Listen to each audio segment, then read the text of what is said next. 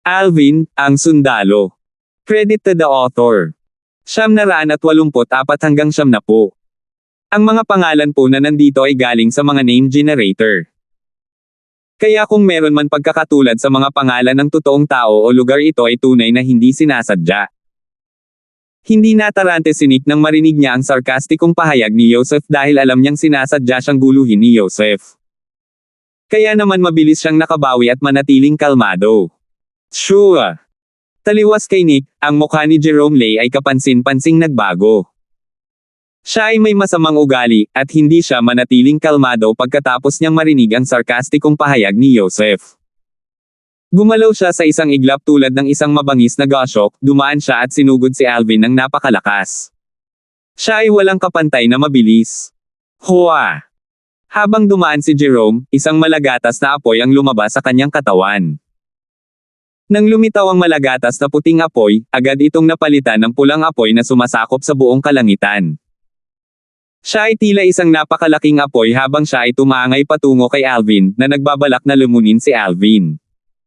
Shoo! Si Jerome, na napapalibutan ng apoy, ay parang nabuhay na Diyos ng apoy.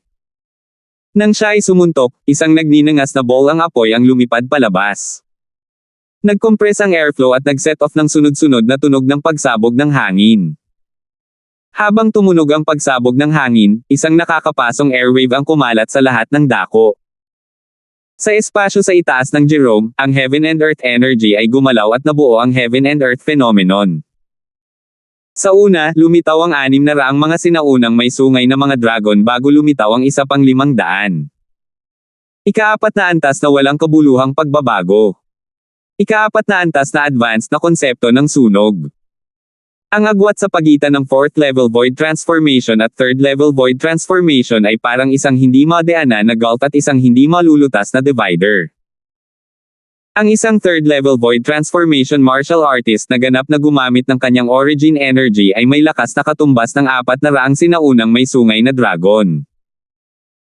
Sa kabilang banda, ang isang 4th level void transformation martial artist na ganap na gumamit ng kanyang origin energy ay may lakas na katumbas ng 600 sinaunang may sungay na dragon. Iyon ay 200 higit na lakas ng mga sinaunang may sungay na dragon kumpara sa una. Hua! Hua! Hua! Ang mga airwaves mula sa compressed airflow ay lumikha ng bog zone ng mabangis at nagninangas na hangin. Pakiramdam ng mga taong naruroon sa pinangyarihan ay parang may heatwave na dumarating sa kanila. Ang pakiramdam na iyon ay naging dahilan para hindi sila komportable. Mabilis na inatake ni Jerome si Alvin nang hindi man lang gumamit ng spirit weapon. Marahil, sa kanyang opinyon, ang isang batang disipulo mula sa isang third-rate na puwersa ay hindi nakakuha ng mga karapatan para sa kanya na gumamit ng isang espiritong sandata. Bukod doon, naisip niya na puro swerte lang na nakuha ni Alvin ang isang profundity fragment. Shoo! Ang mga silwete ng 1,100 sinaunang may sungay na dragon sa itaas ni Jerome habang sinuntok niya ang kanyang kamao tulad ng isang kanyen na bumaril mula sa isang kanyen habang tinatakpan ng apoy ang kalangitan. Dumiretso ito kay Alvin na para bang maaari nitong sirain si Alvin sa isang suntok lang. Mabilis na nag-react si Irish, nagbago ang kanyang mukha nang sumigaw, "Kuya Darfield, mag-ingat." Nang binalaan niya si Alvin, ang kanyang mga mata ay naging pula ng dugo, at ang kanyang katawan ay naglabas ng mga alon ng nakakatakot na nakakapasong aura na patuloy na tumataas.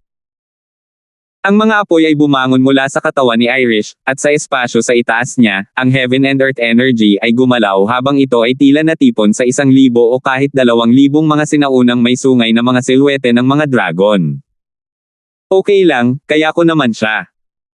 Habang ang apoy ay hindi napigil ang tumaas mula sa katawan ni Irish, isang voice transmission ang pumasok sa kanyang mga tainga at lubos na nagbigay ng katiyakan sa kanya. Siya ay may walang pasubaling tiwala sa may-ari ng boses na iyon. Sa ilalim ng mapagbantay na mga mata ng lahat, si Alvin, na tila nag-ambala at hindi handa, ay lumingon sa isang iglap. Itinaas niya ang kanyang kamay at ibinato ang isang suntok upang kontrahin ang nagninangas na suntok ni Jerome nang may napakalakas na momentum. Shoo! Nang sumuntok si Alvin, lumabas ang puting gatas na origin energy. Agad itong nag-transform sa isang malawak na enerhiya ng kaki na pinagsama ng lilang kidlat at berdeng hangin. Bukod pa rito, ang kanyang suntok ay sinundan ng sword energy na parang anino. Naglalaman ito ng sword concept na lubhang nakakatakot. Bang! Bang! Bang! Nang sumuntok si Alvin, muling sumikip ang hangin at nagpasimula ng panibagong serye ng pagsabog ng hangin na parang sumasabog na mga minahan. Bukod dito, kumalat ang malalakas na hangin sa lahat ng direksyon na nagre-resulta sa mga bog zone ng napakalamig na hangin na sumasalubong sa nakakapasong hangin mula kay Jerome. Kasunod nito, ang isa pang pagsabog ng hangin ay sunod-sunod na tumunog.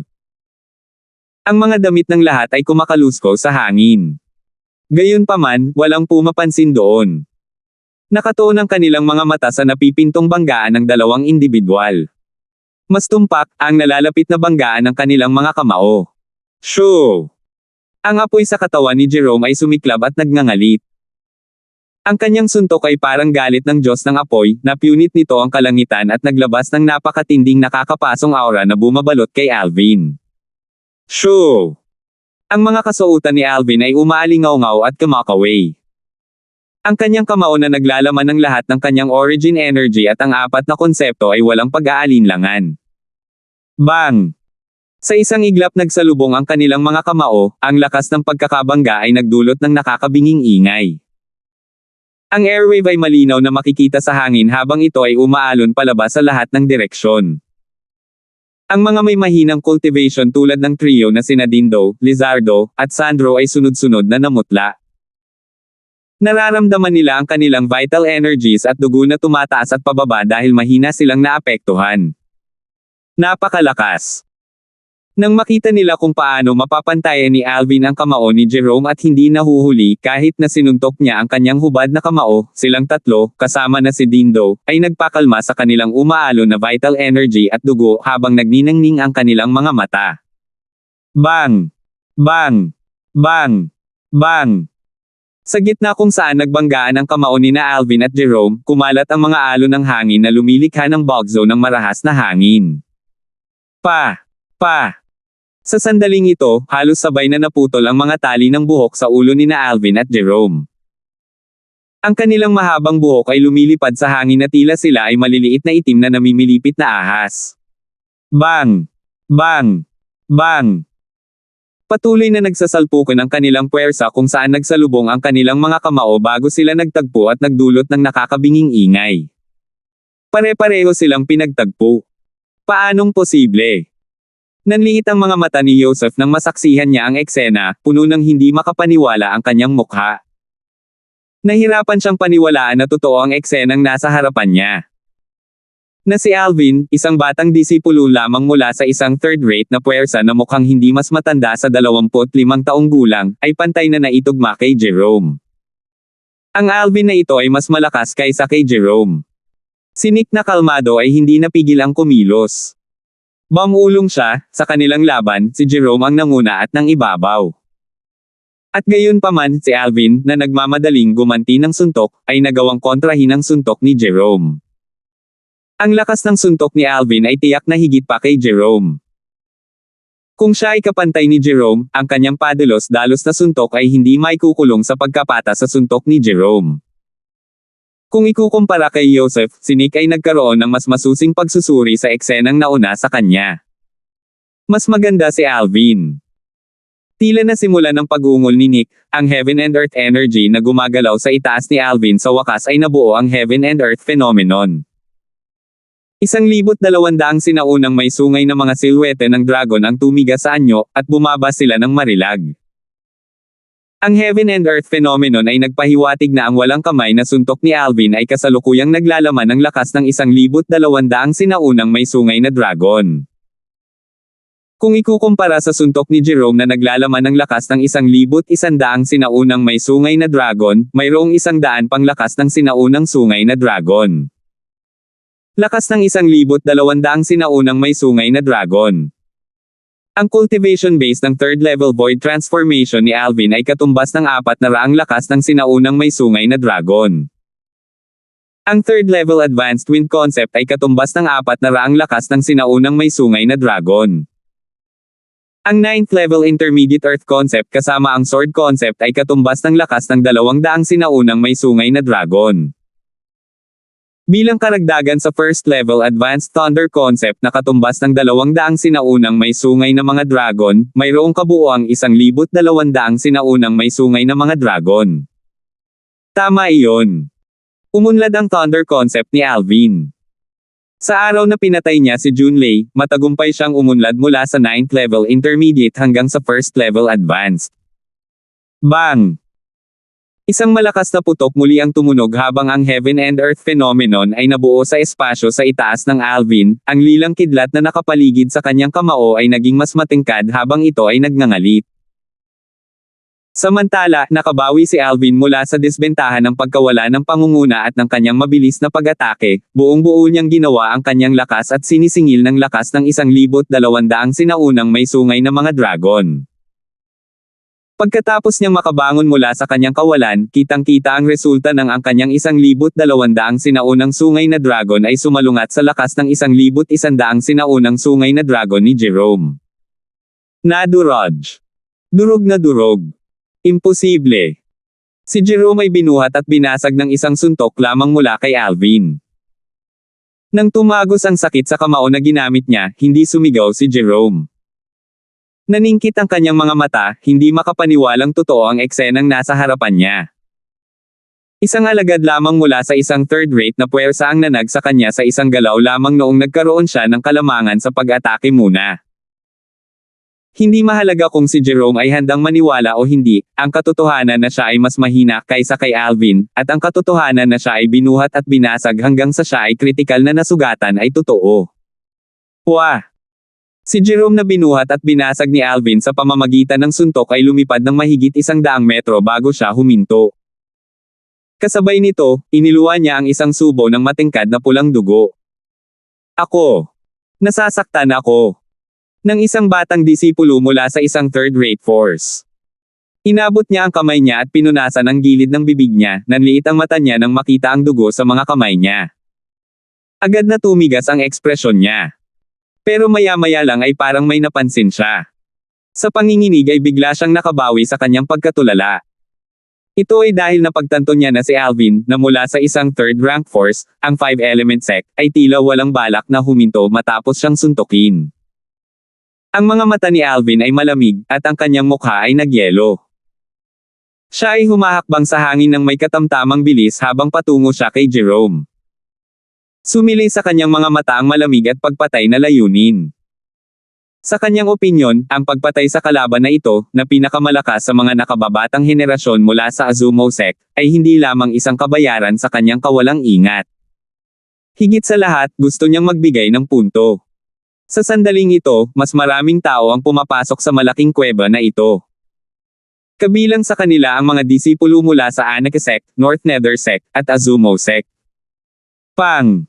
Pang! Pang! Sa sandaling ito, nakamamatay na tahimik ang eksena, bawat hakbang ni Alvin ay nagiging sanhi ng pag-vibrate at pag-echo ng daloy ng hangin. Bawat tunog na pumapasok sa tenga ni Jerome ay kasing lakas ng kulog sa kanya, at ang kanyang mukha ay agad na namutla. 985. Wham! Wham! Bawat hakbang na ginawa ni Alvin ay katulad ng isang higanteng martilyo na tumatama sa puso ni Jerome, bumibilis ang kanyang paghinga, at hindi siya nakakalma ng napakatagal na panahon. Nang mapansin ni Jerome ang layunin ng pagpatay sa mga mata ni Alvin, namutla siya at nagmamadaling kumuha ng gamot na panggamot sa sugat para sa sarili niyang inumin. Gayunpaman, kahit na uminom siya ng gamot na nagpapagaling ng sugat, medyo magtatagal bago siya gumaling mula sa pinsalang dinaranas niya ngayon, at walang alinlangan na makakaapekto ito sa kontrol ng kanyang lakas. Whoosh! Walang nakapansin kung kailan, ngunit isang makapal at solidong saber ang biglang lumitaw sa kaliwang kamay ni Jerome na buo pa rin. Habang umiihip ang apoy sa kanyang kamay, patuloy itong sumanib sa sable, at agad na lumitaw ang isang sable ray. Swoosh! Ang enerhiya ng langit at lupa ay muling nagpatibay at nakabuo ng 1,100 silhouette ng mga sinaunang may sungay na dragon sa itaas ng kanyang ulo bago sumunod ang isa pang 520 sa ibabaw ng mga sinaunang may sungay na dragon. Mahigit 1,620 silhouette ng mga sinaunang may sungay na dragon ang nag-hover at umiikot sa itaas ng ulo ni Jerome, handang umatake anumang oras.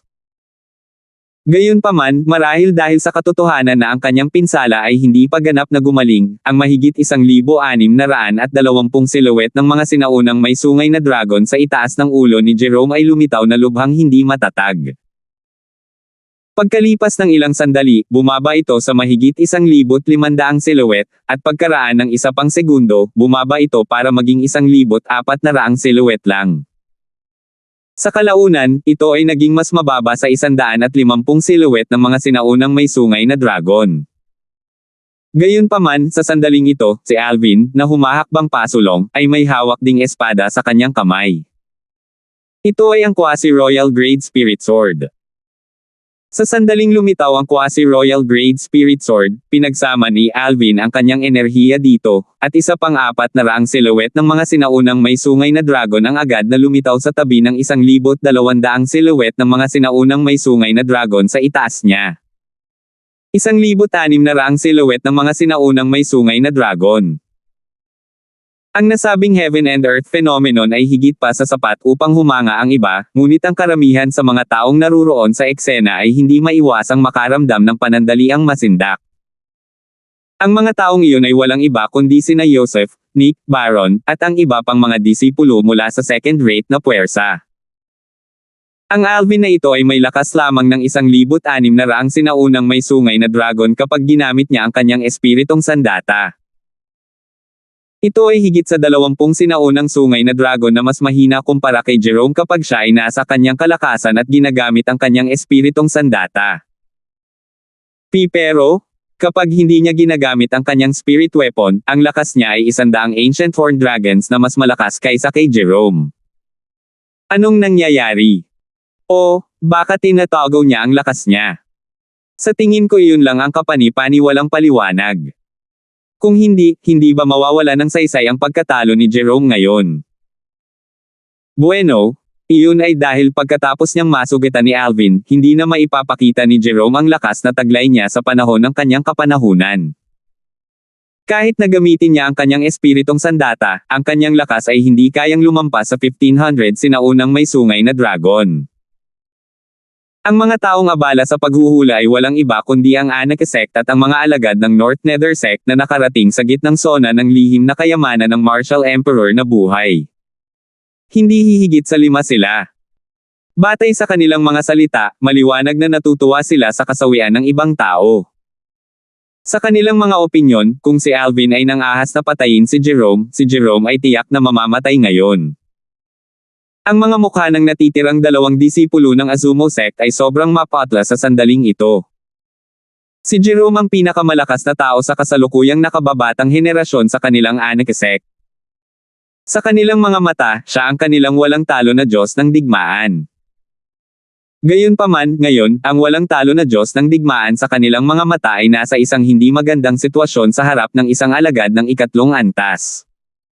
Bukod dito, ang kanyang buhay ay nasa matinding panganib din. Sa kasalukuyan, halos lahat sa grupo ng mga alagad ng 2 antas ay alam kung sino si Alvin. Bago sila dumating, narinig na nila ang pangalang Alvan.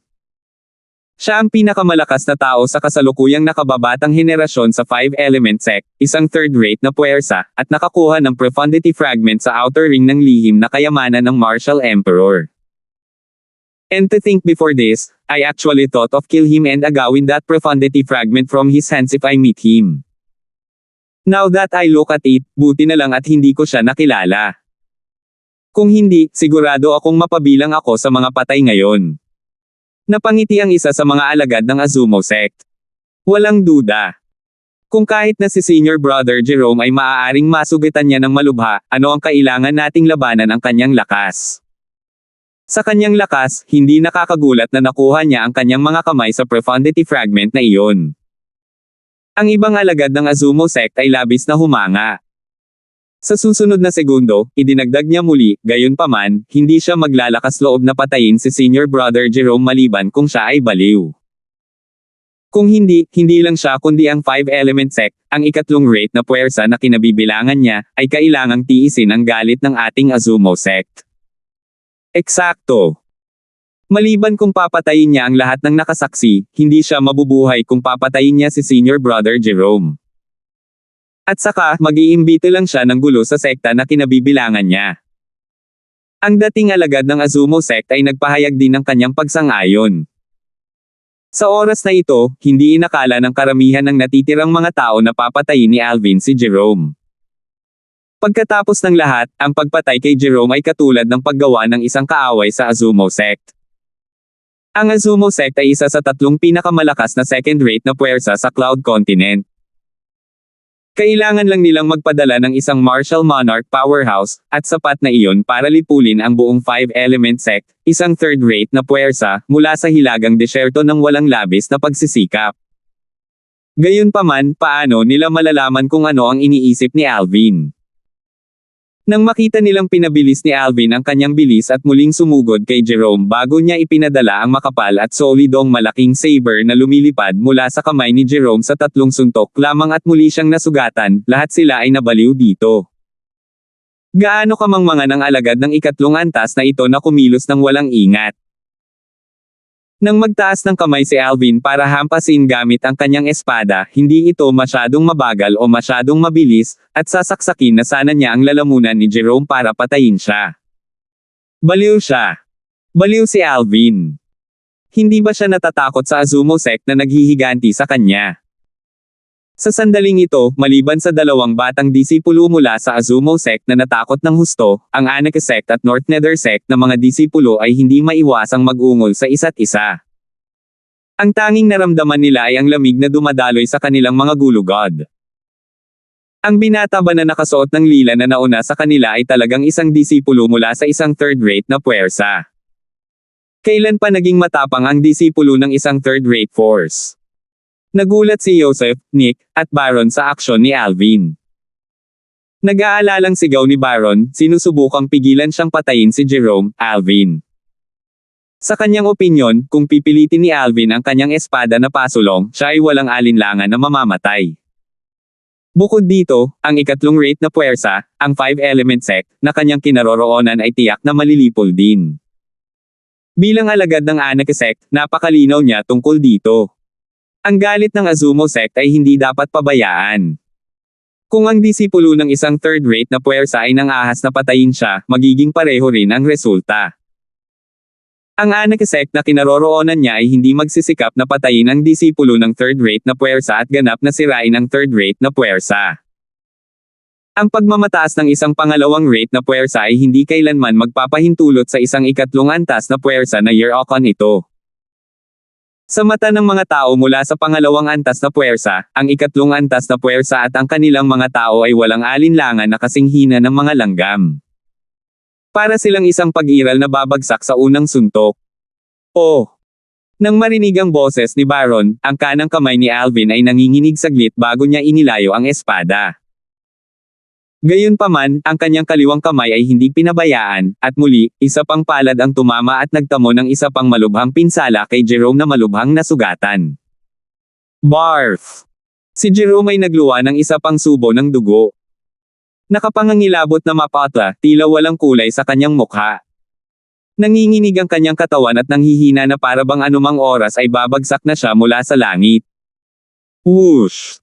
Itinaas ni Alvin ang kanyang kaliwang kamay at hinawakan ang lalamunan ni Jerome bago niya ito puwersahang itinaas. Sa ngayon, kailangan lang niyang kumapit ng kaunti, at tiyak na mamamatay si Jerome. Habang hawak ni Alvin ang lalamunan ni Jerome at binuhat siya, tumingin siya kay Baron at bakas sa kanyang mga mata ang isang bakas ng pagkalito.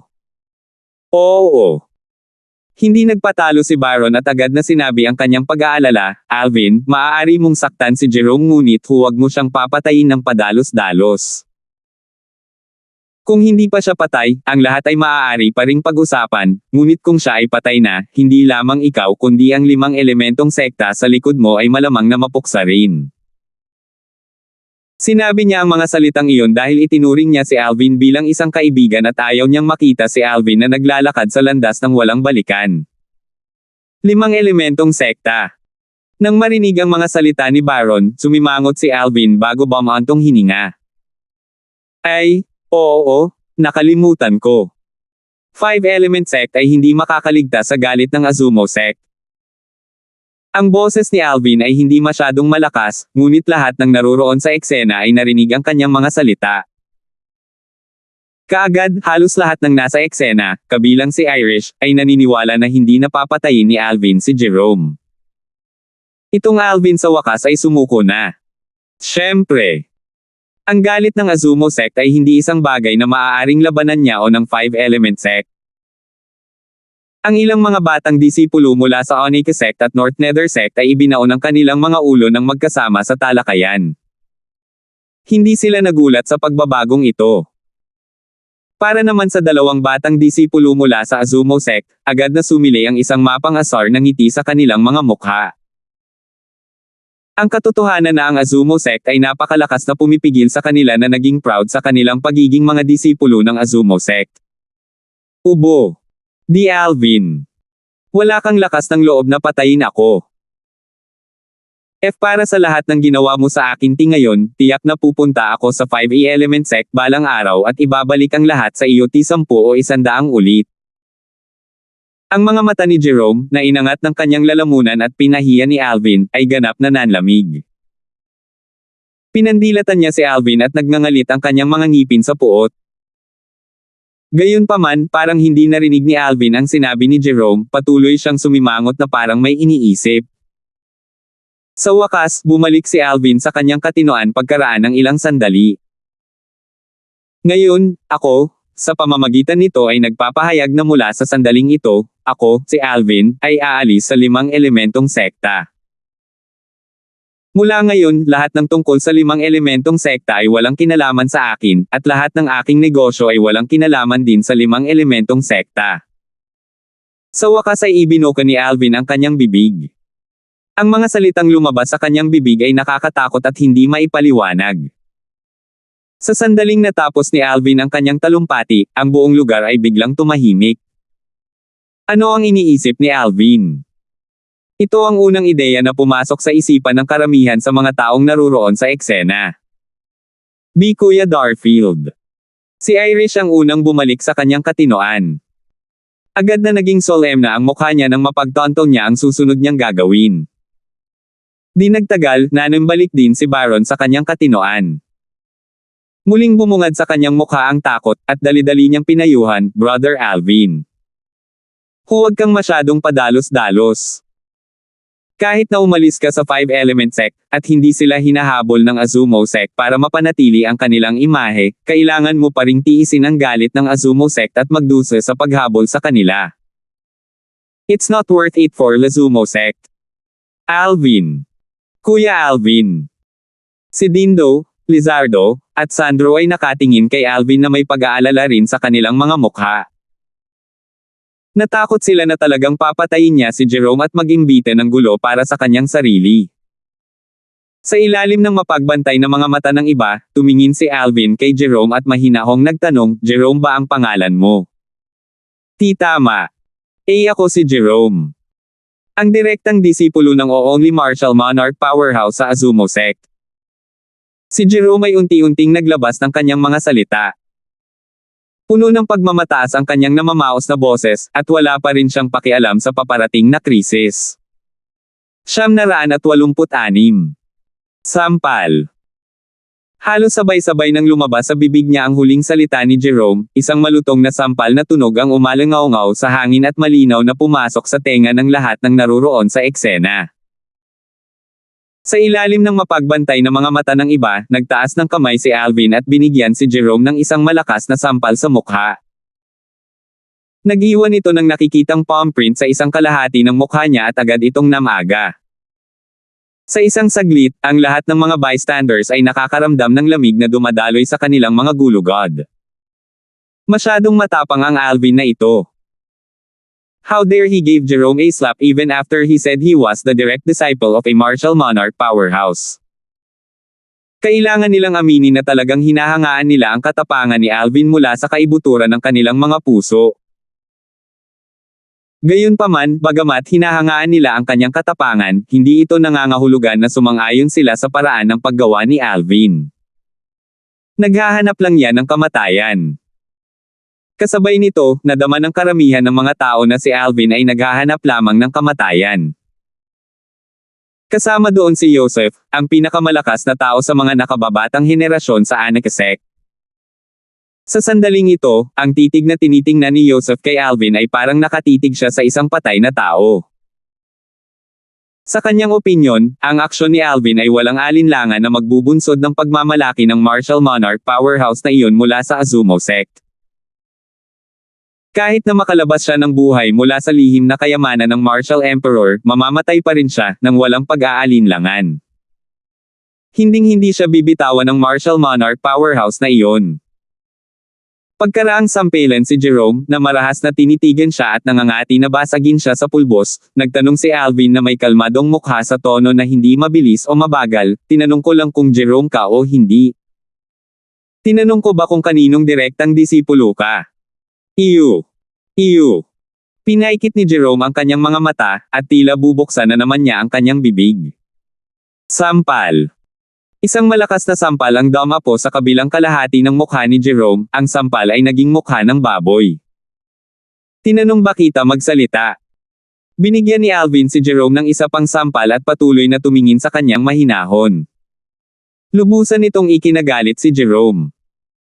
Sa isang mas matinding puot, pinandilatan niya si Alvin, ngunit hindi siya nang ahas na magbitaw ng isa pang salita.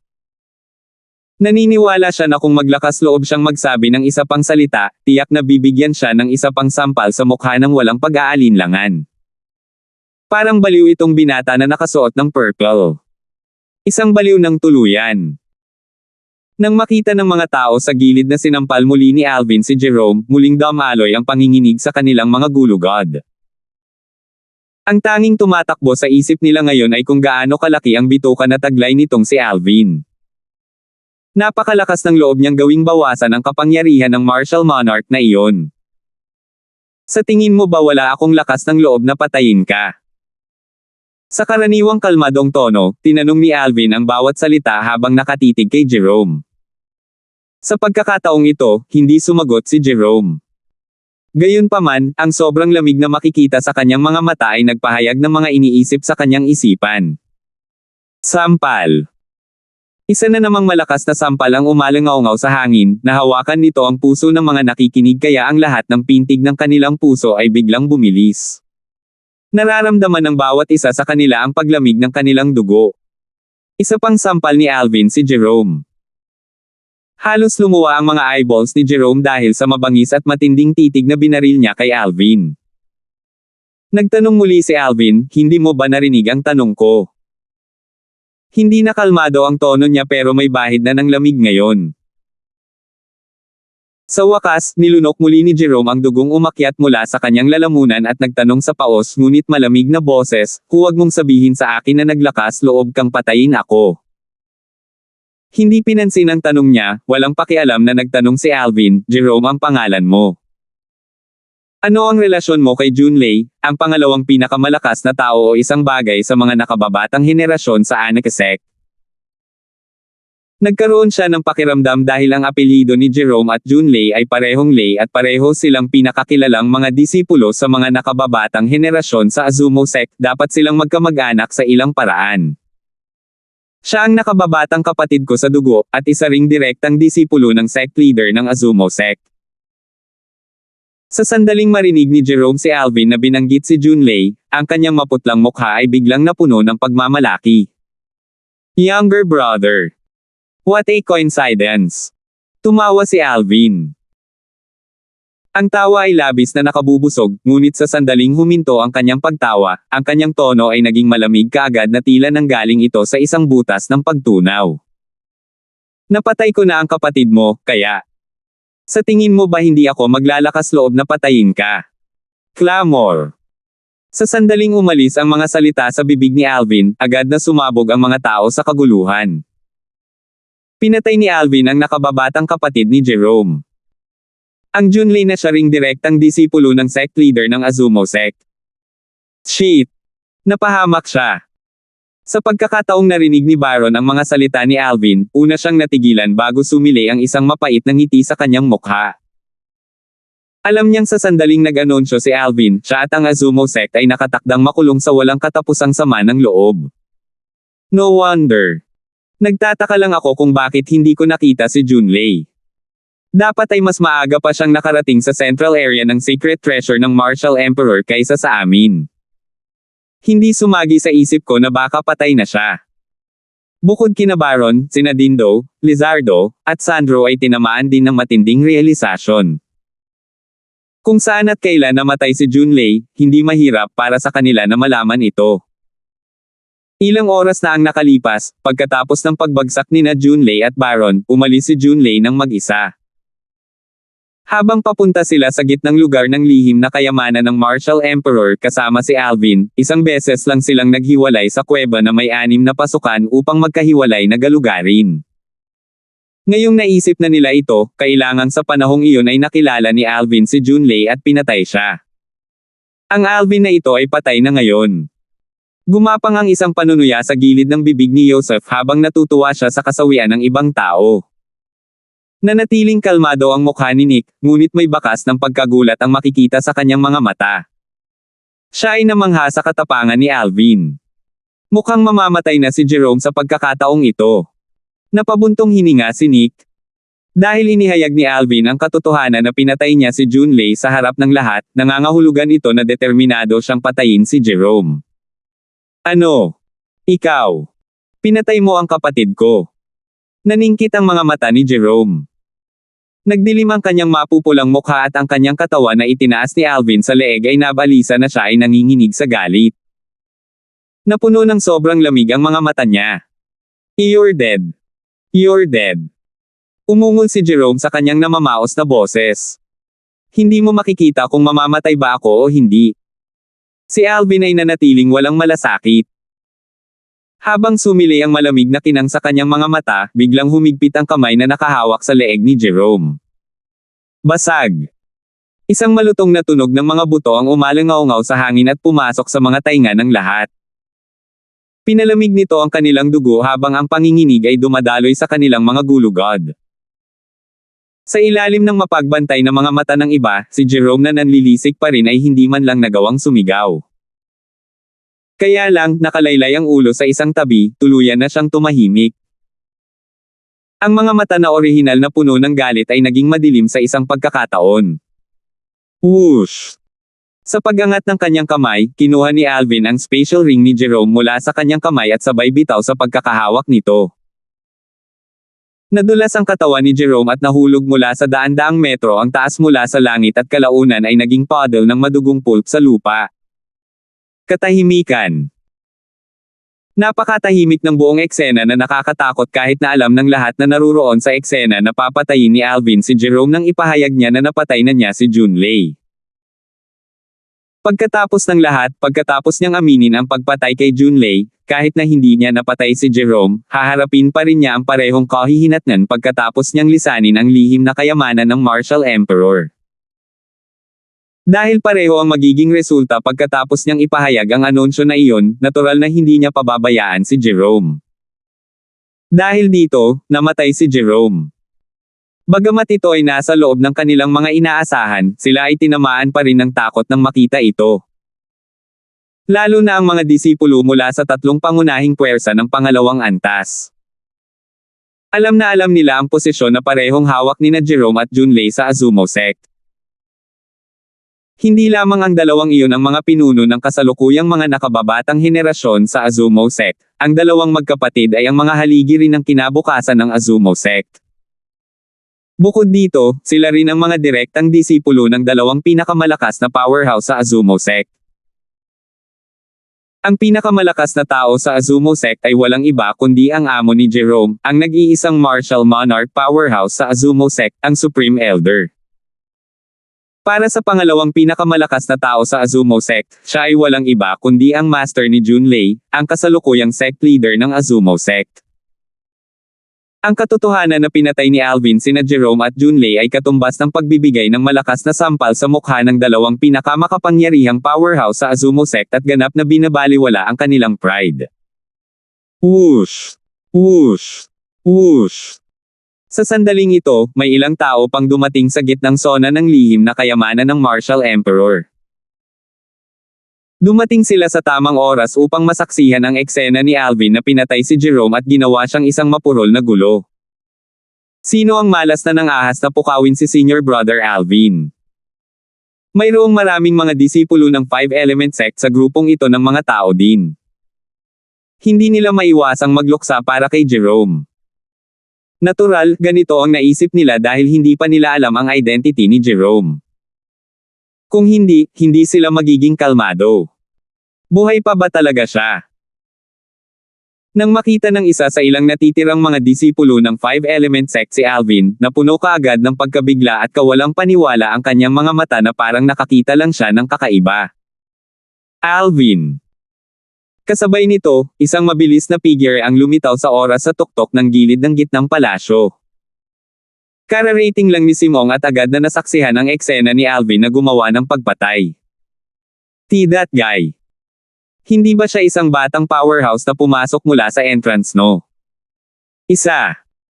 Nang makita ni Simon ang katawan na nabasag sa laman, ang kanyang mga mata ay kumikinang bago ang kanyang ekspresyon ay napalitan ng isang tulalang tingin. Dahil hindi siya pumasok mula sa entrance no. Dalawa, maaari lamang itong mga hulugan na siya ay pumasok mula sa entrance no. Isa.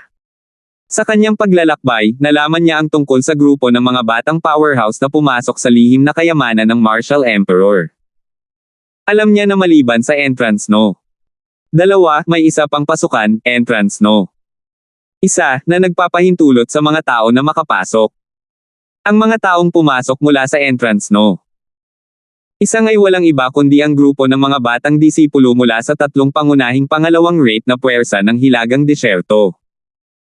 Talagang pinatay ni Alvin ang disipulo ng pangalawang pangkat sa harap ng napakaraming tao. Bahagyang kumaibot ang sulok ng bibig ni Simon. Bagamat nakapatay din siya ng ilang disipulo mula sa pangalawang antas na puwersa sa kanyang paglalakbay, walang sinumang buhay na nakakaalam tungkol dito. Wala siyang gaanong lakas ng loob na pumatay ng alagad ng pangalawang antas sa mata ng napakaraming tao.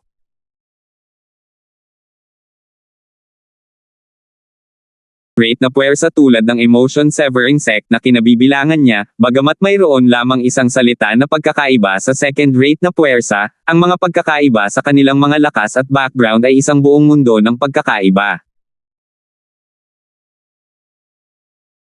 Sa huli, hindi na napigilan ni Simon ang kanyang kuryosidad at lumingon sa batang monghe na nakatayo sa malapit at nagtanong sa pamamagitan ng voice transmission, Barney, ano ang nangyayari? Sa sandaling ito, ang batang monghe ay nakatitig sa binata na nakasuot ng lila na nakatayo sa malayo, hindi siya nakabalik sa kanyang katinoan sa mahabang panahon. Nagulat siya sa voice transmission ni Simon at agad siyang ginaising. Isang mapait na ngiti ang agad na sumilay sa kanyang mukha nang tumugon siya sa pamamagitan ng voice transmission, ano pa ba? Pinatay lang ni Alvin ang Jerome na iyon mula sa Azumo Sect. Nang ihagis ni Alvin ang lakas ng 1,200 sinaunang sungay na dragon nang walang tulong ng anumang espiritong sandata, alam niya malayo siya sa pagiging katapat ni Alvin. Jerome. Parang pamilyar ang pangalan na ito. Sumimangot si Simon. 987. Azumo Sect, paalala ni Barney. Sa Hilagang Disyerto, walang alinlangang nasa pinakamataas na posisyon ang tatlong pangalawang rate na puwersa, ang Azumo Sect, Anaka Sect, at North Nether Sect. Bilang miyembro ng maraming third rate na puwersa sa Hilagang Disyerto, kahit na walang gaanong pakikipag-ugnayan sa mga second rate na puwersa, ang mga tao ng third rate na puwersa ay maririnig pa rin, sa ilang lawak, ang tungkol sa ilan sa mga nangyayari sa second rate na puwersa. Jerome. Azumo Sect. Sa sandaling pinaalalahanan siya ni Barney, sa wakas ay pinagsama-sama ni Simon ang puzzle. Sa loob ng ilang segundo, binalot ng pagkabigla ang kanyang mukha, at nanliit ang kanyang mga mata habang bumubulong, huwag mong sabihin sa akin na ito si Jerome ang pinakamalakas na powerhouse sa kasalukuyang nakababatang henerasyon sa Azumo Sect. Kaagad pagkatapos, tumingin si Simon kay Alvin, ang tanging nararamdaman niya ay ang lamig na dumadaloy sa kanyang gulugod. Tiyang lakas ng Alvin na ito ay tumaas na sa anong antas ngayon. Kaya niyang patayin si The Jerome mula sa Azumo sect. Matagal na niyang narinig na si Jerome ang pinakamalakas na tao sa kasalukuyang kabataang henerasyon sa Azumo sect. Ayon sa mga chismis, ang cultivation base ni Jerome ay nakagawa na ng tagumpay sa 4th level void transformation, at naintindihan pa niya ang 4th level advanced fire concept. Maaari rin siyang ituring na isa sa pinakamagagandang kabataang powerhouse sa buong hilagang disyerto. Malayo ito sa maihahambing niya mismo. Gayunpaman, sa ngayon, ang napakalakas na batang powerhouse ay pinatay ni Alvin. Sa ilang sandali, hindi mapigilan ni Simon na mabigla sa lakas ni Alvin. Bukod sa gulat na gulat ay pinagpawisan din siya ng malamig. May mga bola talaga si Alvin. How dare he kill that Jerome? Sinasabing hindi lang si Jerome ang pinakamakapangyarihang tao sa kasalukuyang kabataang henerasyon sa Azumo sect, siya rin ang direktang disipulo ng martial monarch powerhouse sa Azumo sect. Ang pagpatay sa disipulo ng isang martial monarch powerhouse sa harap ng napakaraming tao, makikita talaga ni Simon kung ano ang mangyayari kay Alvin sa hinaharap. Si Alvin talaga ang pumatay kay Jerome, ang pinakamalakas na tao sa kasalukuyang kabataang henerasyon sa Azumo sect. Inihayag na ni Alvin na aalis na siya sa ating 5-element sect. Si Chad, Renz, Riza, at Brent na sunod-sunod na sumugod sa lihim na kayamanan ng Martial Emperor ay nagulat nang marinig nila ang balita mula sa mga disipulo ng iba pang 5-element sect. Bagamat si Chad ay nanatiling malamig at malayo gaya ng dati, ang pangamba na bumangon mula sa kaibuturan ng kanyang puso ay makikita sa kanyang mga mata. Si Alvin, na nasa limelight, ay hindi pinansin ang mga tingin ng ibang tao at agad na bumalik upang tumayo sa tabi ni Irish. Seryoso ang kanyang mukha habang sinasabi sa pamamagitan ng voice transmission, Irish, ang kapangyarihan sa iyong katawan ay tila hindi masyadong matatag. Dati, noong sinubukan mong magpakilos at ipakita ang fire profundity, malinaw kong naramdaman na wala ito sa iyong kontrol. Bukod pa dyan, kung ihahagis mo ang iyong fire profundity, maaari rin itong mag-alis ng enerhiya ng fire spirit body sa iyong katawan ng maaga at mag-udyok na sumabog ito bago ang tamang oras. Sa oras na iyon, ang iyong buhay ay maaaring nasa panganib. Nang maabot niya ang bahaging ito ng pangungusap, isang bakas ng pag-aalala ang nakita sa mga mata ni Alvin. Nabalot ng init si Irish nang makita niya ang pag-aalala kay Alvin. Namula ang kanyang maselang mukha habang mahina at masunurin na sumagot, Kuya Darfield, huwag kang mag-alala. Hindi ko gagamitin ang fire profundity ko maliban kung kinakailangan. Sige. Nang marinig ni Alvin ang kanyang tugon, gumaan kaagad ang pakiramdam niya. Hanggat si Irish ay hindi pilit na kumikilos at inihagis ang kanyang fire profundity, ang enerhiya ng fire spirit body sa kanyang katawan ay hindi lalabas. Pansamantala, tumingin si Alvin sa paligid at napansin na maraming pamilyar na mukha ang nasa eksena ngayon, tulad nina Simon, Chad, Renz, Riza, Brent, at ang iba pang mga disipulo ng 5-element sect, Empyrean Temple, Blade sect, at gayon din ang Emotion Severing sect. Sayang at hindi nakarating si Conrad dito ng buhay. Sa sandaling naisip ni Alvin si Conrad, hindi niya naiwas ang magpakawala ng malalim na buntong hininga. Mukhang effective yung show ko kanina ha. Nang sumulyap si Alvin sa grupo ng mga batang powerhouse sa kanyang paligid, napansin niyang ang karamihan sa mga tao ay may matinding takot nang tumingin sila sa kanya. Maging sina Nick at Joseph, ang pinakamalakas na tao sa kasalukuyang kabataang henerasyon mula sa North Nether sect at Anarchy sect, ay may mga bakas din ng pangamba sa kanilang mga mata nang tumingin sila sa kanya. Barney, sinabi mo kanina na interesado ka sa profundity fragment sa aking mga kamay, hindi ba? Gusto mo pa bang subukang alisin ito sa akin? Parang may naalala siya, tumingin si Alvin kay Barney na may kalahating ngiti na naglalaro sa kanyang mukha. Sa pagkakataong lumabas ang mga salita sa kanyang bibig, lahat ng naruroon sa eksena ay agad na inilipat ang kanilang atensyon kay Barney. Ang monghe mula sa Empyrean Temple ay agad na naging sentro ng atensyon. Haha! Kalbong asno!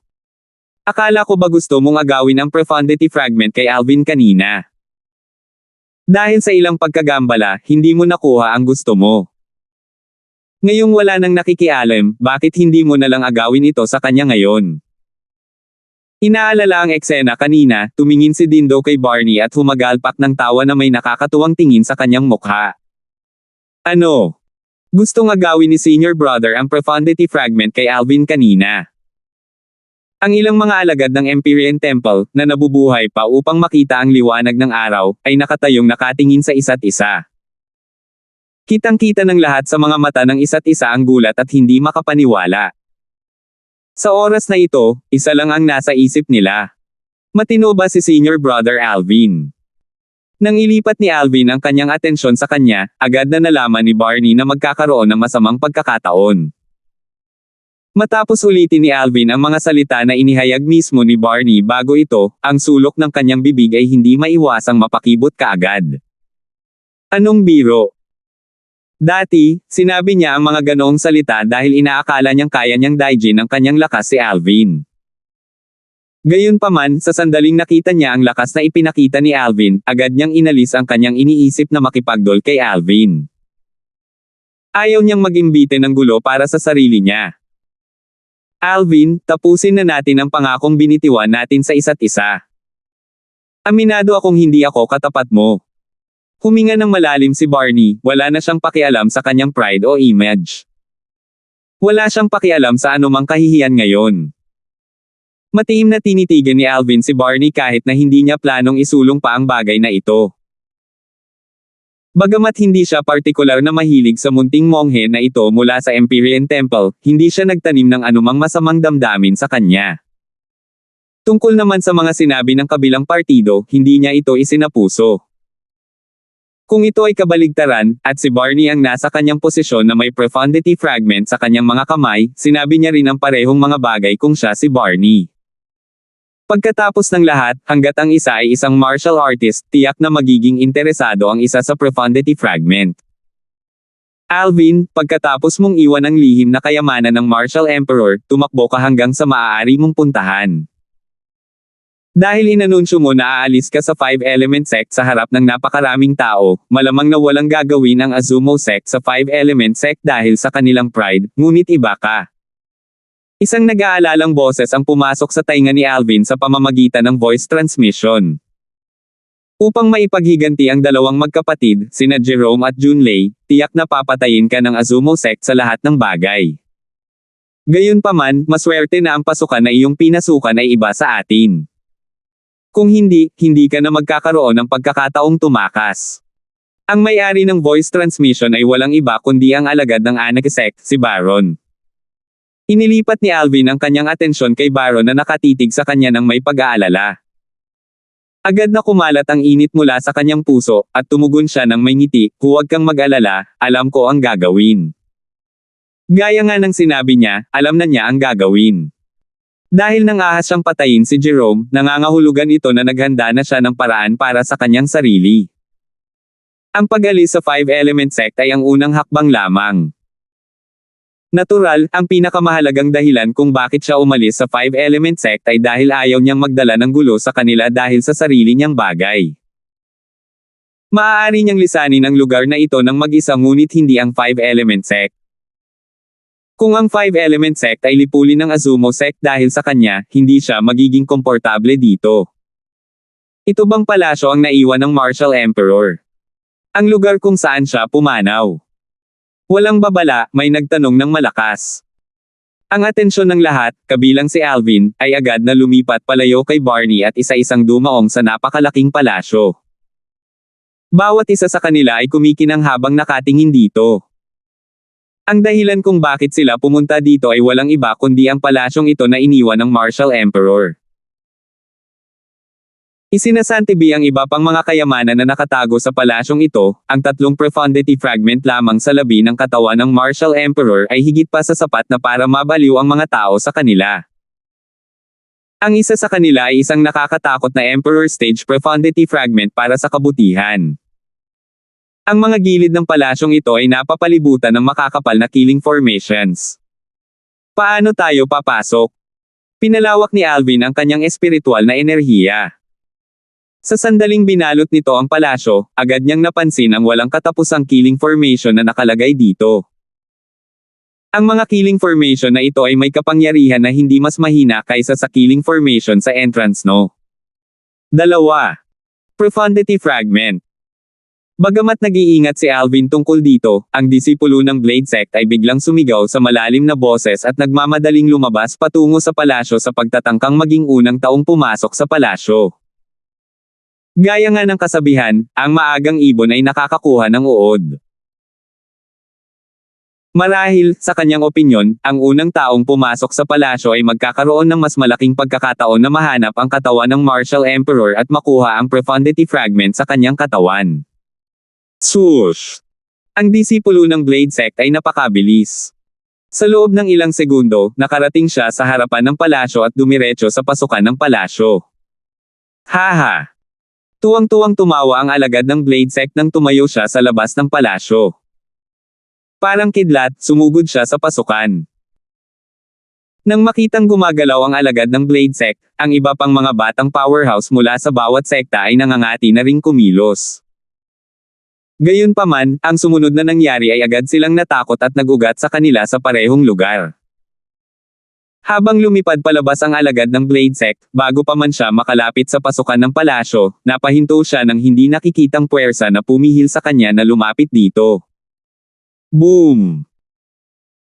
Sa sumunod na segundo, sa ilalim ng mapagbantay na mga mata ng iba, ang disipulo ng Blade Sect ay misteryosong sumabog at nag-transform sa isang shower ng dugo at laman na umuulan sa harap ng pasukan ng palasyo. Ito ay lubos na nakakasilaw sa mata. Hingal! Hingal! Hingal! Nang makita ito, ang tanging maririnig sa pinangyarihan ay sunod-sunod na malakas na hingal. Ito ay isang inscription formation. Hindi nagtagal, napagtanto ng mga tao kung ano ang nangyayari, at agad na nagbago ang mga tingin nila sa napakalaking pasukan. Sa sandaling ito, ang paraan ng pagtingin nila sa palasyo ay hindi na ang hitsura na ginamit nila kapag nakakita sila ng ilang kayamanan. Sa halip, parang nakatingin sila sa isang mabangis at nakakatakot na halimaw habang ang takot ay bumangon mula sa kaibuturan ng kanilang mga puso. May killing formation sa paligid ng palasyo. Paano tayo papasok? Maraming kabataang powerhouse ang nakasimangot at mukhang nabahala. Bagamat ang kayamanan ay nasa harapan lamang ng kanilang mga mata, ang pangunahing problema ay hindi nila alam kung magagawa nila ito ng buhay. May isang tao na nagsuri at nagpahayag ng kanyang opinyon, dahil ang Martial Emperor ay umalis sa palasyo dito at hiniling sa amin na pumasok upang kunin ang 3 Profundity Fragment sa kanyang katawan, walang dahilan para tuluyan niya tayong isara sa labas. 988. Talaga. Dahil iniwan ng Martial Emperor ang lugar na ito kasama ang kanyang katawan doon. Theoretically, imposibleng ayaw niyang pumasok tayo. Maraming tao ang sumang-ayon dito. Nang nasa harap na nila ang lahat tungkol sa killing formation, may napagtanto si Alvin nang ilabas niya ang kanyang spiritual energy. Nalaman niya na pagkatapos mapatay ang alagad ng Blade Sect sa pagsabog mula sa killing formation na sumasakop sa palasyo, ang killing formation ay tila nagawa ang tungkulin nito at unti-unting naglaho bago ito tuluyang nawala. Pwede bang? Ang killing formation na itinayo ng Martial Emperor sa labas ng palasyo ay maaaring sirain sa pamamagitan ng pag-aalay ng dugo mula sa buhay ng isang tao.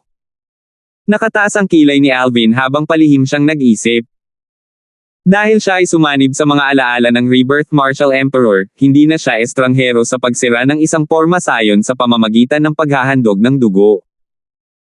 Hanggat ang Inscription Master na nagtayo ng killing formation ay handa, ang killing formation ay maaaring sirain sa pamamagitan ng isang sakripisyo ng dugo anumang oras. Hanggat may namatay mula sa killing formation, automatikong masisira ang killing formation. Maligayang pagdating, lahat kayong maswerteng kabataan.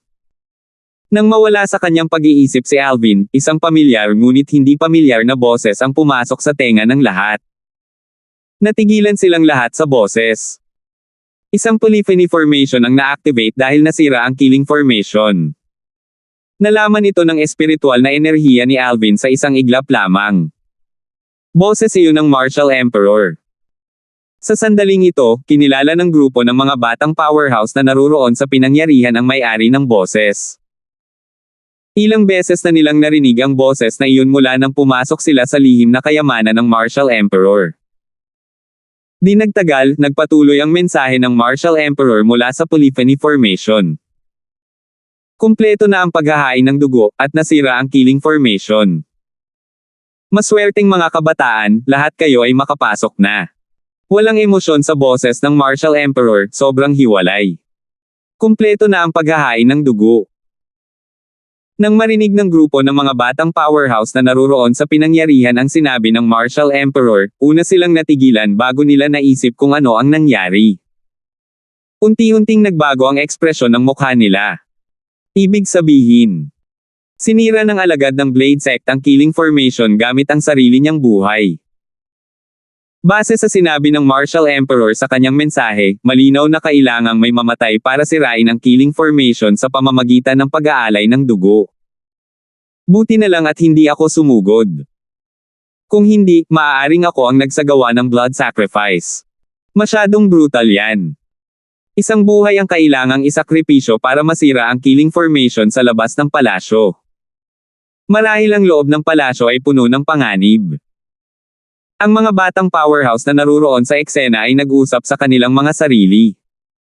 May takot sa pagitan ng kanilang mga kilay, natatakot sila sa mga posibleng panganib na umiiral sa palasyo na iniwan ng Martial Emperor.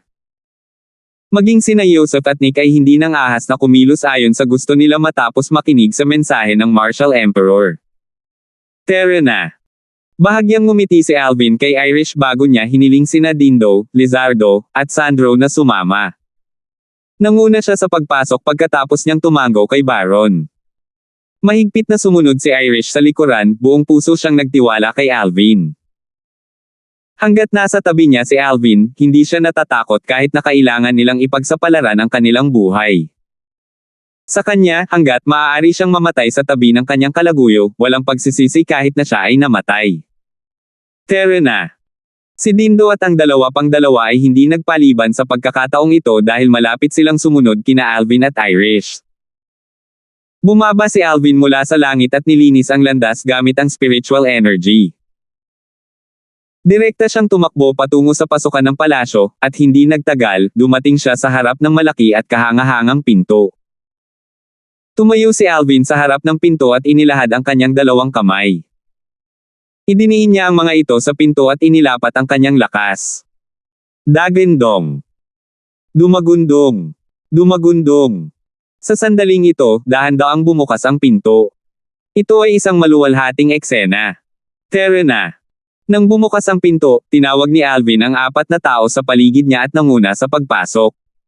Whoosh! Whoosh! Whoosh! Sumunod si Irish at ang tatlo pa sa likuran ni Alvin. Naglaho sila sa likod ng pinto na nakaawang at nawala sa paningin ng lahat na nasa labas. Ayos naman sila. Biglang nagningning ang mga mata ng maraming tao. Pasok na rin tayo. Nagtaas ng kilay si Renz at pumasok sa palasyo sa pamamagitan ng bukas na pinto kasama si Chad. Tara na. Parehong pinangunahan ni na Simon at Barney ang Emotion Severing Sect at ang mga alagad ng Empyrean Temple na nakaligtas sa palasyo. Kasunod nito, pinangunahan ni Baron, Joseph, at Nick ang Anaka Sect at mga disipulo ng North Nether Sect sa palasyo. Whoosh! Si Alvin ang unang pumasok sa palasyo. Pagkapasok niya, natuklasan ng kanyang espiritual na enerhiya na ang lugar ay puno ng aura ng isang inscription formation. May inscription formation na sumasaklaw sa lupa at hangin saan man siya magpunta. Ito ang Illusory Realm Formation. Tumigil si Alvin sa kanyang paggalaw. Naging solemn na ang kanyang mukha habang bumubulong, it's the Illusory Realm Formation. Napagtanto niya ang inscription formation na napansin niya kanina ay ang Illusory Realm Formation. Kailangan nilang dumaan dito kung gusto nilang pumasok sa palasyo. Sa sandaling pumasok sila sa Illusory Realm Formation, papasok sila sa isang Illusory Realm. Wala sa kanilang kontrol kung saan sila mapupunta pagkatapos na dumaan sa ilusyon na kaharian. Illusory Realm Formation. Narinig ni Irish at ng tatlo pang nasa tabi ni Alvin ang kanyang mga salita at hindi naiwasang magulat. Hindi sila nag-alinlangan sa sinabi ni Alvin. Oo, ito ang Illusory Realm Formation. Tumango si Alvin at buong seryosong sinabi, ang illusory realm formation na ito ay hindi nakakapinsala sa lahat. Ito ay katulad ng illusory formation na naranasan natin kanina. Ito ay maghihiwalay lamang sa atin, at kailangan nating hanapin ang mga kayamanan sa palasyong ito ng mag-isa. Ang illusory formation ay isang abbreviation para sa illusory realm formation. Kailangan nating dumaan dito kung gusto nating pumasok sa palasyo. Natatakot ako na kailangan nating maghiwalay muli, sabi ni Alvin. Tumingin si Dindo kay Alvin at nag-aatubili na sinabi, ano ba ang sinusubukang gawin ng Martial Emperor na iyon? Patuloy niyang gustong paghiwalayin tayo. Gusto kitang makasama, napakaraming benepisyo kapag kasama kita. Paano ko malalaman kung ano ang iniisip niya? Medyo natahimik si Alvin nang tumingin siya kay Dindo na nagrereklamo sa kanya, at inilibot niya ang kanyang mga mata sa inis. Lahat, mangyaring mag-ingat, sabi ni Sandro. Sige. Tumango si Lizardo. Irish. Tumingin si Alvin kay Irish sa tabi niya at same time na sinabi sa pamamagitan ng voice transmission, maliban na lang kung talagang kinakailangan, huwag ng gagamit at muling magsagawa ng fire profundity. Kung hindi, ang enerhiya ng fire spirit body sa iyong katawan ay sasabog at makakasama sa iyong buhay. Oo. Naunawaan ni Irish ang pag-aalala sa mga salita ni Alvin at nagpahayag ng isang pambihirang ngiti sa kanyang napakarilag na mukha na maaaring makuha ang puso ng maraming tao. Sa sandaling ito, medyo nag-ambala si Alvin. Nang mapansin ni Irish si Alvin na naabala sa kanya, namula ang magkabilang pisngi nito. Pulang-pula ang mga ito na para silang tutulo ng dugo dahil mahiyain siya. Napalingon si Alvin, nahihiya, habang awkward niyang hinihimas ang kanyang ilong. Mabilis niyang iniba ang usapan. Pwede na kayong pumasok muna. Let's go. Let's go find the Martial Emperor's body. Yayaman ako kung mahahanap ko muna ito, excited na sabi ni Dindo bago siya sumugod. Halos kasabay ng pagpasok ni Dindo, ang kanyang katawan ay nababalot ng itim na fog na lumitaw mula sa manipis na hangin. Pagkatapos ay nawala siya sa harap ni Alvin at ng iba pa. Opisyal na niyang binuksan ang illusory formation. Alvin, mauna na ako. Pumasok si Lizardo sa illusory formation pagkatapos makipag-usap kay Alvin. Di nagtagal, sumunod din si Sandro. Kuya Darfield, mangyaring mag-ingat din, sabi ni Irish kay Alvin. Pumasok lamang siya sa illusory formation pagkatapos marinig ang tugon ni Alvin. Whoosh! Whoosh! Sa sandaling ito, isa pang dalawang silhouette ang lumitaw sa tabi ni Alvin. Hindi niya maiwasang gamitin ang peripheral vision para tingnan sila. Nakilala ni Alvin ang dalawa sa isang sulyap lang. Sila ay sina Chad at Renz. Tumango si Alvin sa kanilang dalawa at itinuring na ang kanyang pagbati. Nang hindi na hinintay na sumagot ang dalawa, sumugod siya sa itim na fog at nawala sa harap ng mga mata ng Nangong twins. Illusory formation na naman. Napakunot ang noo ni Renz nang makita niya ang pamilyar na itim na fog sa harapan nila. Ibig sabihin maghihiwalay na ulit tayong dalawa. Kanina pagkapasok pa lang nila, nahiwalay siya kay Chad dahil sa illusory formation na nakapalibot sa hagdan ng bato sa gilid ng platform. Nagkasama lamang silang muli pagkatapos makipagsapalaran sa lihim na kayamanan ng Martial Emperor sa loob ng kalahating buwan. Kahit na iyon ay ang paggawa ng telepathy sa pagitan nilang dalawa. Bilang kambal na magkapatid, hanggat hindi masyadong malayo ang distansya sa pagitan ng Renz at Chad, mararamdaman nila ang mahirap na lokasyon ng isa't isa. Telepathy, paalala ni Chad habang pinananatiling cool. Oo, telepathy. Paano ko makakalimutan ang ganoong mahalagang bagay? Kasing laki lang ng palad ang palasyong ito. Sa ating telepathy, sa isang iglap ay mararamdaman na natin ang lokasyon ng isa't isa. Nagningning ang mga mata ni Renz matapos ipaalala ni Chad. Idiot. Malamig na tumugon si Chad at sumugod sa illusory formation na napapalibutan ng itim na fog at nawala bago pa makapagsalita si Renz. Ikaw ang tanga. Saway ni Renz na may nakasulat na iritasyon sa mukha. Hindi nagtagal, dumating na rin sina Simon at Barney. Illusory formation na naman. Bagamat nagulat sila sa illusory formation sa harap ng kanilang mga mata, ang duo ay hindi na nagpaliban pa at direktang sumugod dito at natakpan sa loob ng illusory formation. Maya-maya, isa-isang pumasok ang mga disipulo ng Five Element Sect, Blade Sect, Empyrean Temple at Emotion Severing Sect. Ang mga disipulo mula sa 6 na puwersa na pumasok mula sa entrance no. 2 ay naiwan lamang kasama ang mga disipulo mula sa 4 na puwersa na nakaligtas. Samantala, ang lahat ng mga disipulo mula sa iba pang 2 puwersa ay napatay.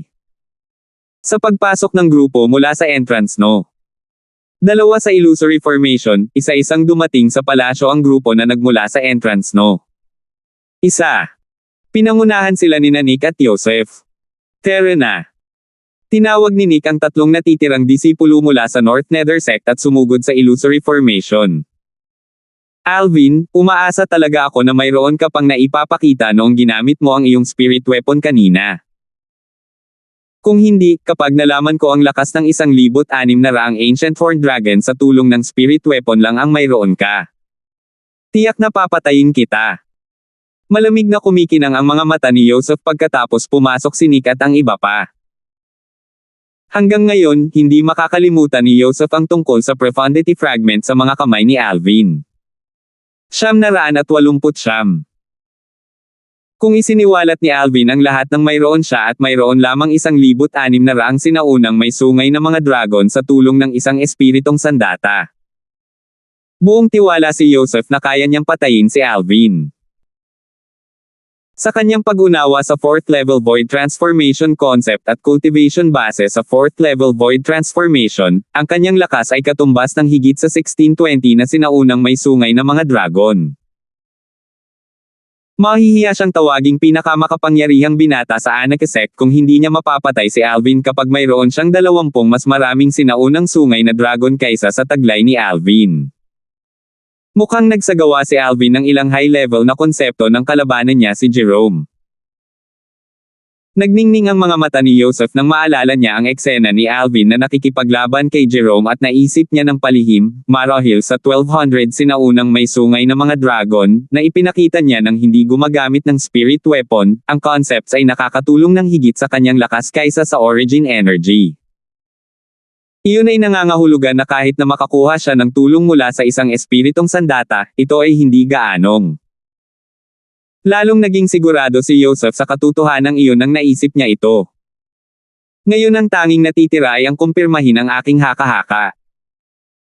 Sa sandaling matukoy ko na ang buong lakas ni Alvin ay katumbas ng lakas ng 1,600 sinaunang may sungay na dragon, papatayin ko siya bago siya mapatay ng mga tao mula sa Azumo Sect. Naturally, hindi napapansin ni Alvin ang mga kaisipang tumatakbo sa isip ni Joseph. Kung hindi, siguradong magugulat siya sa kanyang haka-haka. Tulad ng espekulasyon ni Joseph, ang lakas ni Alvin ay higit na inookupahan ng concepts at mas mababa ng origin energy. Ang lakas ng 1,600 sinaunang may sungay na dragon ang kasalukuyang limitasyon na kayang gawin ni Alvin. Damuhan iyon kanina. At ngayon ay disyerto na. Si Alvin ay nasa isang malawak at walang katapusang disyerto sa illusory formation. Napuno ng buhangin ang walang katapusang disyerto, walang mga berde o asul na makikita sa lahat. Binata, magtungo ka sa silangan. Habang nakatingin si Alvin sa paligid at hindi alam kung saan pupunta, isang pamilyar ngunit hindi pamilyar na boses ang pumasok sa kanyang tainga. Ito ay isang mensahe mula sa Martial Emperor na nag-iwan ng lihim na kayamanan. Sa silangan. Matapos marinig ang pahiwatig, inisip ni Alvin ang direksyon ng kanyang destinasyon. Siya ay tumalon sa hangin at lumipad sa silangan sa isang nakababahala na bilis. Naisip ni Alvin na ito ay magiging katulad ng naunang oras kapag siya ay direktang dumating sa destinasyon sa pamamagitan ng pagdiretso. Gayunpaman, hindi nagtagal ay napagtanto niya na ito ay isang hanggal na kaisipan. Binata, magtungo sa hilaga. Binata, magtungo sa kanluran. Binata, magtungo sa timog kanluran. Ang mensahe ng Martial Emperor na tumugtog mula sa Polyphony Formation, na sinamahan ng Illusory Formation, ay malinaw na pumasok sa tenga ni Alvin, at siya ay sumugod dito at doon. Sa wakas, dumating si Alvin sa dulo. Saan ako dinadala ng Martial Emperor na iyon? Kinailangan kong lumipat ng direksyon ng maraming beses. Napuno ng mga tanong ang ulo ni Alvin habang naglalakad siya palabas ng illusory formation. Sa sandaling lumabas siya sa illusory formation, isang mahaba at maluwang na koridor ang lumitaw sa harap ng mga mata ni Alvin. Mayroong isang buong hilera ng silid na bato sa magkabilang gilid ng koridor. Ang mga eskultura ng isang tao o isang hayop ay ipinakita sa bawat pasukan ng silid na bato. Nakaka-disconcerting dahil mukha silang buhay na buhay. Itong mga silid na bato. Na-curious si Alvin kaya nilapitan niya ang unang kwartong bato at tumingin sa loob para makita kung ano ang nasa loob. Sa isang sulyap lang, nakita niyang may isang batong plataporma sa silid na bato na hindi maituturing na maluwang. May espadang nakasaksak sa entablado ng bato, tila pambihira ang espada. Isang grade 2 spirit sword. Si Alvin ay nagtataglay ng mga alaala ng Rebirth Martial Emperor at minana ang mga mata ng Rebirth Martial Emperor ng isang Royal Grade Weapon Craftsman. Masasabi niya ang grado ng isang spirit weapon sa pamamagitan lamang ng pagtingin dito habang ang mga ordinaryong tao ay kailangang subukan ito upang matukoy ang grado. May grade 2 na spirit sword dito. Sandaling natigilan si Alvin bago siya pumasok sa kwartong bato. Bagaman ang espadang ito ay isang grade 2 spirit weapon, ang material na ginamit ay mahusay. Ito ay nagkakahalaga ng pag-iingat. Lumaki ang interes ni Alvin, at naghanda siyang pumasok sa stone room upang kunin ang grade 2 spirit sword. Gayunpaman, ang kanyang ekspresyon ay nagbago ng husto sa sandaling siya ay pumasok sa silid na bato. Whoosh! Halos agad na pumasok sa kanyang tainga ang nakakatang na ingay na sipol at sinundan ito ng isang mabigat na kamao. Upang maging eksakto, ito ay isang kamao ng bato. Gumalaw ang eskultura ng tao na nakatayo sa pasukan ng silid na bato. Sinuntok nito si Alvin ng kasing bilis ng kidlat nang makapasok siya sa silid na bato. Isang alon ng asul na enerhiya ang pumaligid sa kamao ng eskultura ng tao, ang napakagandang enerhiya ay dumagundong at tila kayang sirain ang lahat. Gayunpaman, itinaas ni Alvin ang kanyang braso ng napakabilis ng kidlat, at ang batong kamao ng tao sa kasamaang palad ay madaling nasalun niya ng walang anumang mga hadlang. Mula sa simula hanggang sa wakas, si Alvin ay may kalmadong ekspresyon sa kanyang mukha, at hindi siya nakakaramdam ng anumang pressure. Bang! Sa sandaling ito, muling gumalaw ang eskultura ng tao. Sa isang malakas na kalabog, humakbang ang paa nito at dumapo sa lupa. Kasunod nito, ang kabilang paa ay lumawak na parang kidlat at inatake ang ibabang bahagi ng katawan ni Alvin. Ang asul na alon ay naging laganap tulad ng isang nakakatakot na alon ng karagatan na humampas patungo kay Alvin. Samantala, ang Heaven and Earth energy ay dumagundong sa itaas ng ulo nito at kalaunan ay nakabuo ng 180 sinaunang horned dragons, silhouettes. Ibig sabihin, ang lakas ng eskultura ng tao ay katumbas ng 300 lakas ng sinaunang sungay na dragon. Ikapitong antas na walang kabuluhang interpretasyon. First level advanced water concept. Bagamat mabilis ang takbo ng eskultura ng tao, sa mga mata ni Alvin, ito ay kasing bagal ng pagong na hindi man lang ito dapat banggitin. Casual na sinipa ni Alvin ang isang paa na naglalaman lamang ng origin energy at nabali ang binti ng eskultura ng tao na lumalapit sa kanya. Bang! Nabali ang binti ng eskultura ng tao, itinapon ito at nabasag sa lupa. Kasalukuyan itong naging isang tumpok ng mga graba at pulbos. Bang! Kasabay nito, nakipagkamay si Alvin at sinuntok ang kanyang kamao. Ang maluwalhating enerhiya ay dumaan patungo sa eskultura ng tao at tuluyan itong nabasag sa pulbos. Sa sandaling ito, 10 origin stones at isang asul na fragment ang lumitaw sa harap ng mga mata ni Alvin. Ang asul na fragment ay natural na ang water concept fragment. Ang inscription formation sa human sculpture ay malalim na nakatago. Hindi ko ginamit ang spiritual energy ko para mag-imbestiga kanina kaya wala akong nakitang kahit ano, bulong ni Alvin. 10 mid-grade origin stones, at isang first-level water concept fragment. Hindi naman masyadong masama ang reward. Si Alvin ay lubos na nasiyahan sa gantimpala na natanggap niya mula sa isang casual na suntok at sipa. Matapos ilayo ang Grade 2 Spirit Sword mula sa Stone Room, si Alvin ay tumuloy sa susunod na Stone Room. May isang bote ng gamot na tableta sa susunod na silid na bato. Nagtataka ako kung anong medicinal pill iyon. Nakaramdam ng pagka-curious, hindi pinansin ni Alvin ang beast sculpture sa pasukan ng Stone Room at sumugod sa Stone Room sa isang iglap. Agad niyang kinuha ang bote ng tabletang panggamot. Napagtanto niyang may 3 medicinal pill sa bote matapos itong buksan. Grade 2 Life Recovery Pill. Wala pa sa 70% ang purity. Ito ay basura. Pagkatapos ay itinapon ni Alvin ang bote ng tabletang panggamot sa lupa habang nakakunot ang noo niya.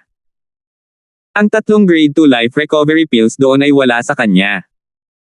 Tiyak na hahatulan ng mga tao si Alvin sa pagiging spoiled kapag nasaksihan nila ito. Iyon ay Grade 2 Life Recovery Pills. Sila ay mataas ang gradong hilang medicinal pills. Hindi basta-basta kayang pagmamayari ito ng sinumang ordinaryong tao. Gayunpaman, para kay Alvin, itong Grade 2 Life Recovery Pills na may purity na wala pang 70% ay basura. Basura na hindi karapat-dapat na banggitin. Nakasama niya ang panghabang buhay na paraan ng pagpino ng gamot at karanasan mula sa Rebirth Martial Emperor at nagawa niyang pinuhin ang isang Grade 1 na Pill Fire. Siya ay naging isang kagalang-galang na Grade 1 alchemist. Hanggat mayroon siyang sapat na mga halamang gamot, higit pa sa High Purity Grade 2 Life Recovery Pills, kaya niyang pinuhin ang High Purity Grade 1 Life Recovery Pills nang may kumpiyansa ng walang anumang pressure. Gayunpaman, hindi inisip ng beast sculpture na nanunood sa Stone Room na ang 3 Grade 2 Life Recovery Pills ay basura tulad ng ginawa ni Alvin. Halos sa sandaling itinapon ni Alvin ang bote ng tabletang panggamot, ang eskultura ng hayop sa pasukan ng silid na bato ay gumalaw. Sumibaw lang apoy mula sa katawan nito habang sumusugod ito kay Alvin. Ang abilidad ng beast sculpture ay katulad ng human sculpture kanina. Ito ay wala kay Alvin. Hindi na niya kailangan pang gamitin ang kanyang konsepto habang winalis niya ang kanyang 3rd level Void Transformation Origin Energy kasama ang enerhiya sa kanyang katawan patungo sa sculpture. Bang! Bang! Bang! Ang iskultura ng hayop na winasak ni Alvin ay naging mga grabo at naging isang maliit na burol. Nauna rito, nakuha ni Alvin ang 10 mid-grade Origin Stones at isang first-level Fire Concept Fragment mula sa human sculpture gamit ang kanyang mga kamay na napakabilis ng kidlat. Mayroon bang anumang kayamanan na mas kapana-panabik dito? Nagwala si Alvin sa koridor, lahat ng mga eskultura sa mga pasukan ng mga silid na bato ay sinira niya, at ang ilan sa mga silid na bato ay nag-ulo rin. Gayunpaman, nakakuha lamang siya ng ilang Grade 2 at Grade 1 Spirit Weapons. Tungkol naman sa mga medicinal pill, itinapon niya lahat. Kasama sa mga iyon ang mahalagang hilang medicinal pills gaya ng Grade 1 Life Recovery Pills. Itinapon niya ang mga ito na parang basura.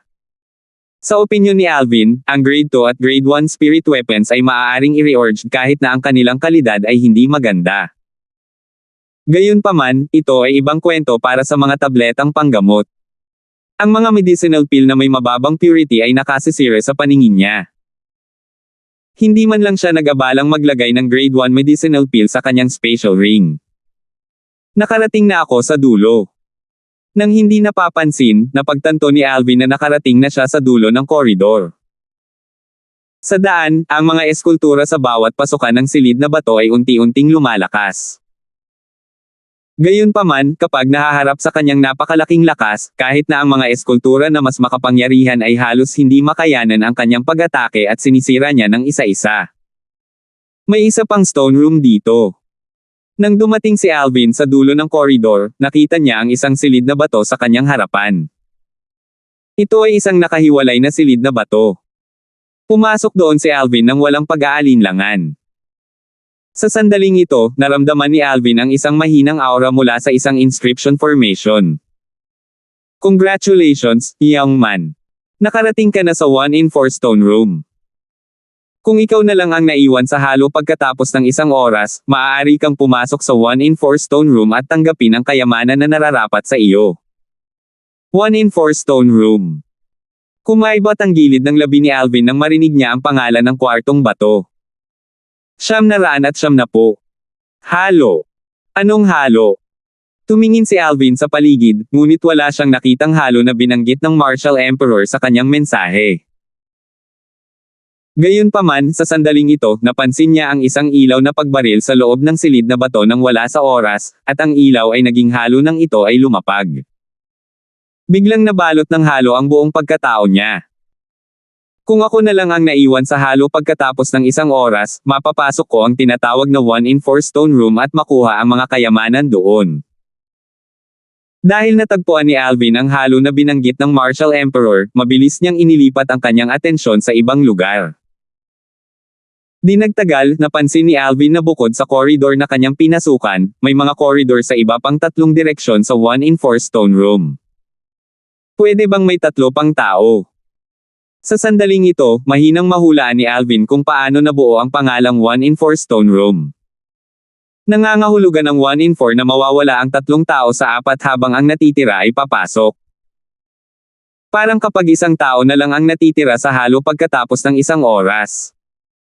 Opisyal na magbubukas ang 1-in-4 stone room. Hindi naging mahirap para kay Alvin na malaman iyon. Yung 3 pang. I wonder kung sino sila. Ang mga mata ni Alvin ay kumikinang habang nakatitig sa iba pang 3 koridor. Halatang hindi malakas ang kanilang kakayahan dahil hindi pa sila dumarating hanggang ngayon. Imposibleng sila ay Nick, Joseph o Baron.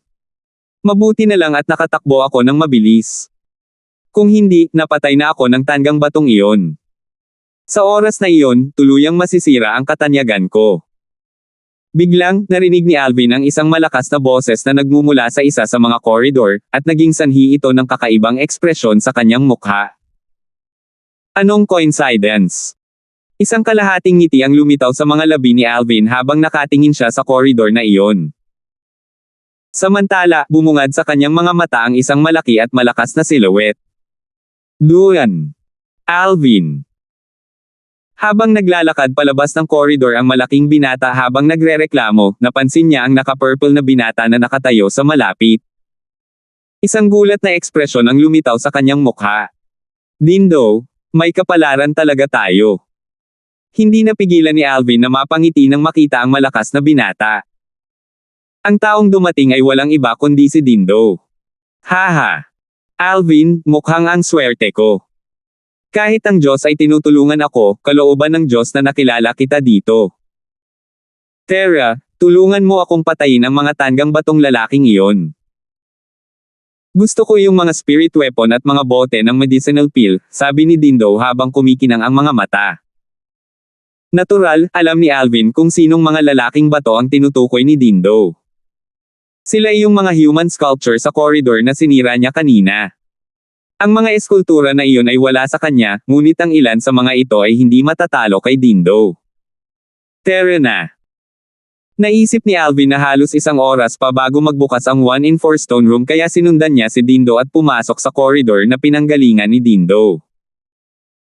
Isa na naman itong pagpatay, winasak ni Alvin ang bawat eskultura ng tao at hayop na hindi kayang talunin ni Dindo. Samantala, ang tanging ginawa ni Dindo ay umupo at magpahinga habang isa-isa niyang kinuha ang mga spirit weapon at medicinal pill mula sa mga stone room. Nakangiti siya na parang bata. Dindo, may kailangan akong sabihin sa'yo. Nang makita ni Alvin kung gaano kasaya si Dindo, binalak ni Alvin na buhusan siya ng malamig na tubig para magising siya mula sa kanyang panaginip. Oo. Tumingin si Dindo kay Alvin nang may kainahinala, ngunit nanatili ang ngiti sa kanyang mukha. May isolated stone room sa dulo nitong corridor, isang tao lang ang makapasok. Kasama ako at ikaw, may kabuoang 4 na taong sasali sa laban. Ipinagpatuloy ni Alvin na sabihin sa kanya ang anumang nalalaman niya tungkol sa silid na bato. Damn! Anong uri ng shitty luck ang inayos ko para labanan ka? I wonder kung sino pa ang mga masasamang tao bukod sa akin. Hindi mapigilan ni Dindo na magmura nang marinig niya ang sinabi ni Alvin. Baka sa mukha niya ang hinanakit nang magsalita siya. Dindo, ang bilis mo talagang magbago. Sino ang nagsabing napakaswerte niya na kahit ang Diyos ay tumulong sa kanya para makilala ako dito? Tumingin si Alvin kay Dindo at ngumiti ng pilit. Naalala niya lahat ng sinabi ni Dindo noong nagkita sila kanina. Well, hindi ko alam ang tungkol sa espesyal na silid na bato na ito nang sabihin ko iyon. I'm so unlucky to be arranged to fight a freak like you. Pilit ngumiti si Dindo. Hindi nagtagal, bumalik siya sa normal. Mabuti na lang at may kasama pang dalawang masamang tao. Tara na, tingnan natin kung sino ang dalawa pang masamang tao. Nang bumalik sina Alvin at Dindo sa 1-in-4 stone room, napansin nilang mayroon ng dalawang binata na nakatayo roon, at ang kapaligiran ay tense. Nagkatitigan ang dalawang binata, at namuo ang tensyon sa pagitan nila. Nalipat ang atensyon nila nang lumitaw si Alvin. Ang isang sulyap ay sapat na upang tuluyang mabago ang kanilang mga ekspresyon. Alvin Darfield. Napalunok ang isa habang namumutla ang mukha habang ang isa naman ay hindi gumanda. Nang tumingin siya kay Alvin, may takot sa kanyang mga mata na para bang nakatagpo siya ng isang sakuna na hayop. Hindi masaya. Akala ko mga taong galing sa second-rate forces, kayong dalawa lang.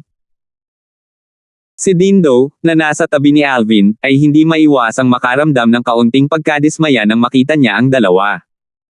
Ngumiti si Alvin habang umiiling.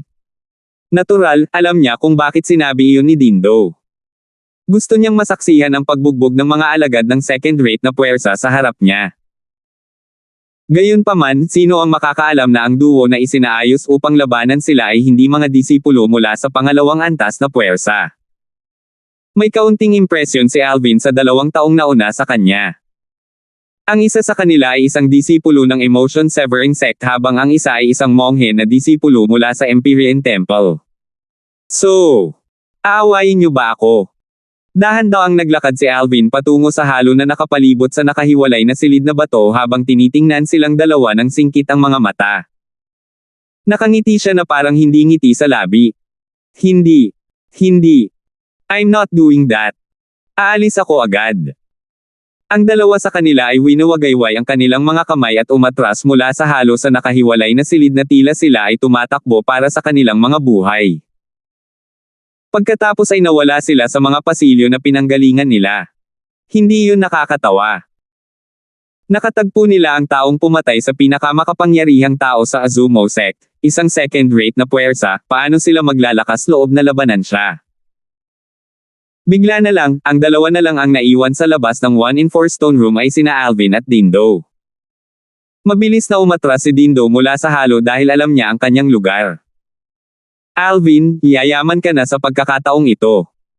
Ang mga kayamanan sa nakahiwalay na bagay na ito na tinatawag na 1-in-4 stone room ay dapat na pambihira.